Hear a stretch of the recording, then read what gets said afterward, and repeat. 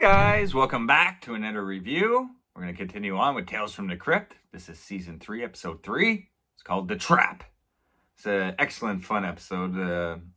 I wouldn't say it's top 10, maybe top 10, but it's always been one of my favorites. It's got an unbelievable cast. Some Hollywood movies can't even get a cast this strong for a friggin' $10 million budget film, let alone a dinky little episode, Tales from the Crypt episode. So yeah, it aired June 15th, 1991. It's about 25 minutes long. It's directed by Michael J. Fox. So what's fun about this show is a lot of guys, mainly actors or people that work behind the scenes would get a chance to direct, just to, see if they got it, just to test out their directing skills. A lot of actors and people behind the scenes like to, do other things other than acting or whatever they're doing behind the scenes. So yeah, Tales from the Crypt was a good platform for kind of like up and coming filmmakers or people just testing out their craft a bit there. And Michael J. Fox, this is a case in point of Michael J. Fox. It makes sense because Robert Zemeckis is one of the producers of Tales from the Crypt, and they worked together on the Back to the Future trilogy. So yeah, this is 1991, so part 3 was just coming out around now. So yeah, it made sense that Michael J. Fox would try an episode. And season 3, the ratings were really going through the roof a bit there. So yeah, it was getting really popular, and a lot of actors made appearances. Bigger named actors in season 3, 4, and 5. And even I think it was season 2 where Schwarzenegger directed an episode too. So see, a lot of actors come on board to test out their craft a bit. So yeah, Michael J. Fox even acts a bit in this episode. He plays the lawyer. He's just it's a fun little episode. Here, I'll break it down for you. So basically, you got your two main actors is Terry Garr. She plays Irene. She's just at home, doing some house chores. And then her husband, Bruce McGill, another good actor. He plays Loop Paloma. So he loses his job from a pizza joint, and they have bills. They don't know what to do type of deal. And he's like a lazy kind of husband. So he gets the bright idea of, faking his death for the insurance money. I think it's worth like $500,000. So yeah, I love these Tales from the Crypt episodes. Everything's so quick, So it's like he gets on his phone with his brother, played by Bruno Kirby. He plays Billy, another great actor. And yeah, he passed away actually in real life. And yeah, so he calls him over and he plans to, tells him the whole breakdown of what's going down, how they're going to fake his death because his brother works in the morgue.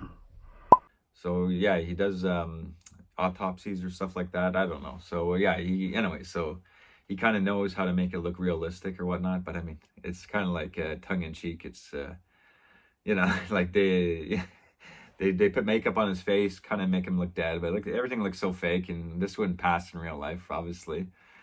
But yeah, but this was a good idea though. He says this is not going to work. You guys need to knock me out. So they take a fire poker, and he starts. She's like, I can't do this. He's like, hey, I was cheating on you. He's telling her all this bad stuff. To get her to hit him.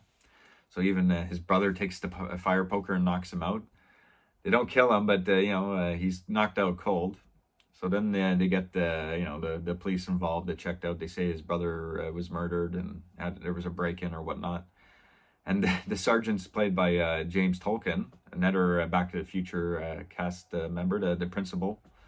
And he plays multiple characters throughout Back to the Future. I think he was like in the Old West in part 3. He was what was he again? He wasn't obviously he wasn't a principal, but he was like a relative of the principal. I forget, but I think maybe he was a sheriff or some shit.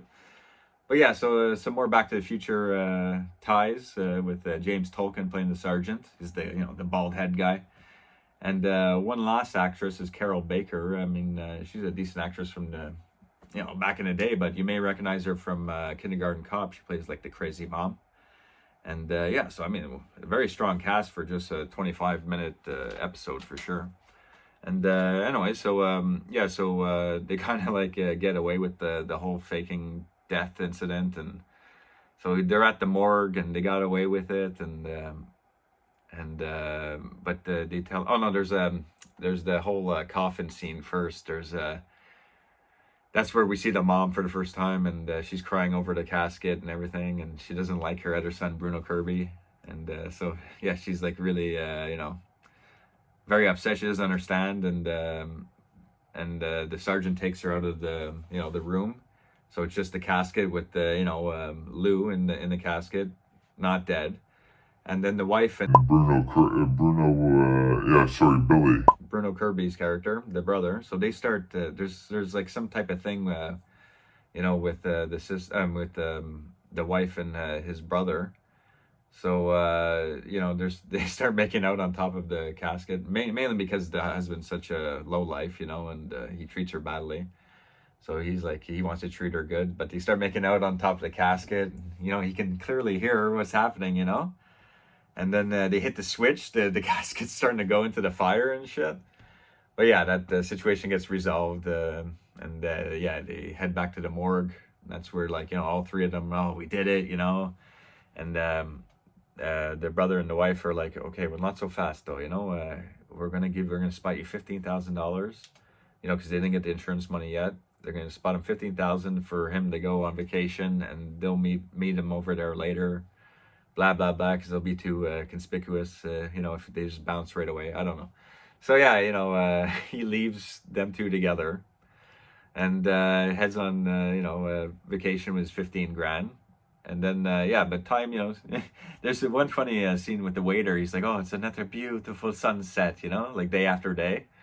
And at first he's like, oh yeah, it's nice, everything's okay. And then his wife's not picking up. He keeps trying to call back home, and his money's running out, and the guy's, oh, another beautiful sunset.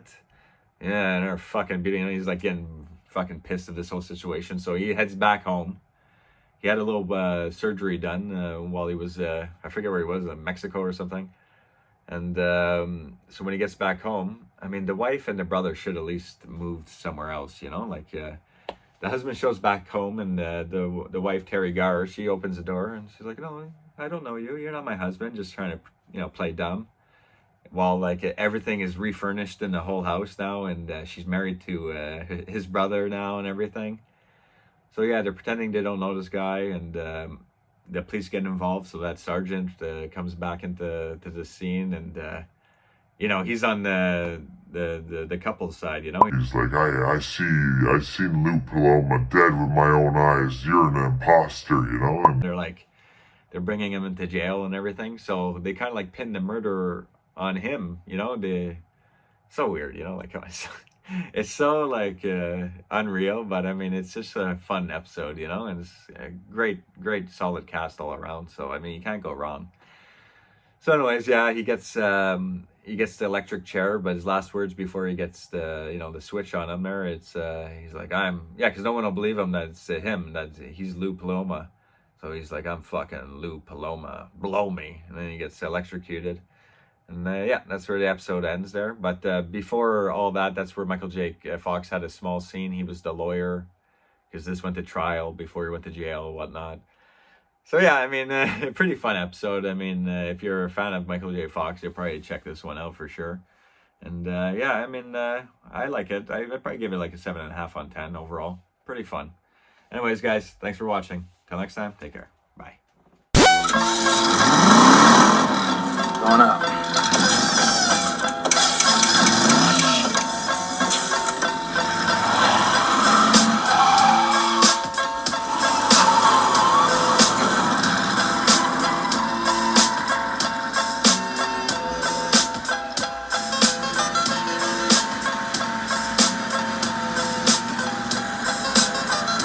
In the office, baby.